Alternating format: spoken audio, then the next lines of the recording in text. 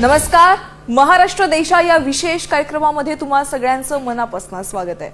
गावांचा सर्वांगीण विकास करण्याच्या दृष्टीने राज्य सरकार विविध पातळ्यांवर काम करत असतं आणि याच प्रयत्नांमधून राज्यातल्या सातनवरी या गावाची ओळख आता देश पातळीवर पोहोचली आहे.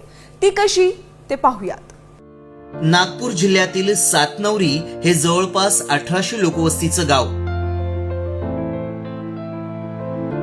पण या गावाची ओळख आता देशपातळीवर पोहोचलीये, ती स्मार्ट आणि इंटेलिजंट गाव म्हणून. पंतप्रधान नरेंद्र मोदींच्या आत्मनिर्भर भारत संकल्पनेच्या दिशेनं एक पाऊल पुढे जात केंद्रीय दूरसंचार मंत्रालयाअंतर्गत कार्यरत असलेल्या voice of Indian communication technology एंटरप्राइजेसनं देशांतर्गत कंपन्यांच्या संघटनांसोबत एकत्र येत देशातील स्मार्ट इंटेलिजंट गाव बनवण्याचा प्रस्ताव मुख्यमंत्री देवेंद्र फडणवीस यांच्या समोर ठेवला आणि त्याला सकारात्मक प्रतिसाद देत हा महत्वाकांक्षी प्रकल्प महाराष्ट्रात राबवण्यात आला.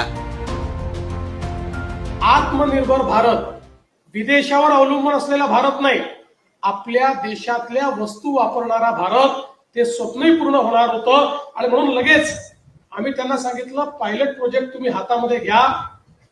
आणि मग हा पायलट प्रोजेक्ट कुठे घ्यायचा, तर अर्थातच तो नागपूरला घ्यायचा. आणि मग नागपूरमध्ये कुठे घ्यायचा, तर तो सातनवरीला घ्यायचा. अशा प्रकारचा निर्णय आपण केला. सातनवरी गाव कशा पद्धतीनं स्मार्ट आणि इंटेलिजंट होणार आहे पाहूयात ग्राफिकच्या माध्यमातून. संपूर्ण गाव इंटरनेट सुविधांनी जोडण्यात आले. तर स्मार्ट शेतीला प्राधान्य देत शेतांमध्ये ड्रोन आणि सेन्सर बसवण्यात आले. तंत्रज्ञानाद्वारे गावातील पिण्याच्या पाण्याची गुणवत्ता सुधारण्यात आली असून हेल्थ कार्ड, टेलिमेडिसिन यासारख्या आरोग्यविषयक सुविधा गावातच उपलब्ध करून देण्यात येत आहेत. प्राथमिक शिक्षणातही कृत्रिम बुद्धिमत्तेचा वापर करण्यात आलेला असून e skill centre, mobile health connectivity यासारख्या सुविधाही गावात आहेत. तसंच स्मार्ट पथदिवे, smart camera, smart governance, smart कचरा व्यवस्थापन आणि स्मार्ट अग्निशमन व्यवस्थाही उभारण्यात आली आहे. स्थानिक प्रशासन आणि राज्य सरकारच्या मदतीनं स्मार्ट बनलेलं सातनवरी गाव एक आदर्श गाव म्हणून सातनवरी नक्कीच आपली ओळख भारतासह जगाला करून देईल. आणि आता राज्याच्या दृष्टीने घेतलेले काही महत्त्वाचे निर्णय पाहूयात.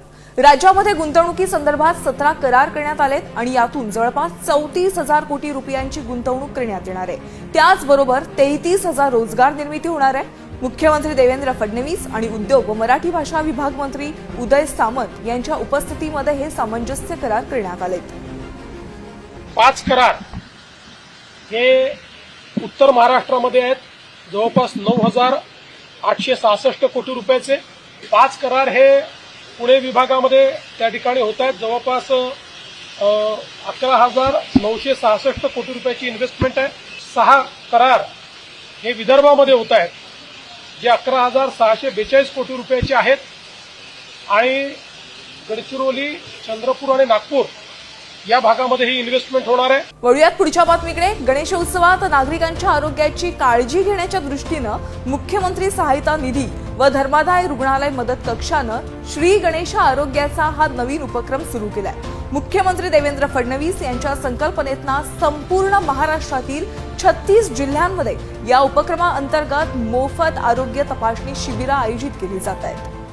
राज्यात कृषी क्षेत्रामध्ये कृत्रिम बुद्धिमत्ता म्हणजेच AI तंत्रज्ञानाला प्रोत्साहन देण्यासाठी यंदाच्या अर्थसंकल्पात तब्बल 2 वर्षांसाठी 500 कोटी रुपयांची तरतूद केली होती. मात्र या तंत्रज्ञानाचा फायदा आणि गरज पाहता सुरू भविष्यात आवश्यक ती तरतूद करण्यात येणार आहे. उपमुख्यमंत्री अजित पवार यांच्या या घोषणेमुळे कृषी क्षेत्रातनं आता समाधान व्यक्त केलं जातंय.